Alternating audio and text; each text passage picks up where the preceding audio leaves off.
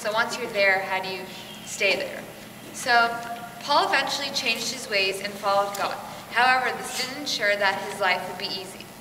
Paul lived a terribly difficult and challenging life after he committed himself to spreading the word of God. So even though in God's eyes he was a holy man, he wanted to change, in everyone else's eyes, people still hated him, right? Because they still thought he was evil and bad.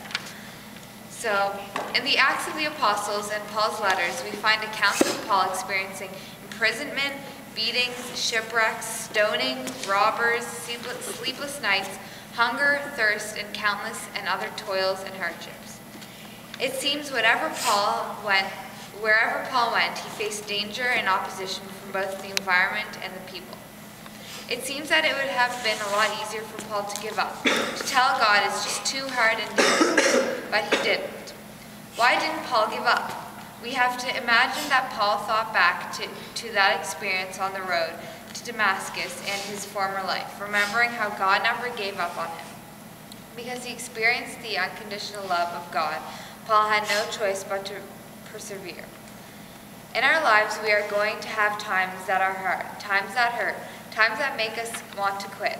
Living for Christ doesn't ensure that our lives are going to be easy, but it does ensure that God will be with us through everything, giving us the strength we need. Like he did for St. Paul, God has a plan for each of us, something that he wants us to accomplish in this life. We have to learn from St. Paul to stay committed to the mission Christ has for us, to persevere through all trials and hardships, and to never give up. So in a nutshell, we're all pretty holy or trying to get there, but once we're there or as we're going there, don't let other things kind of distract you from giving up. If you really want to give up, don't give up. It's probably your guidance counselor all the time or something. Just never give up. That's pretty much the point of staying faithful to the mission. So your personal, individual mission.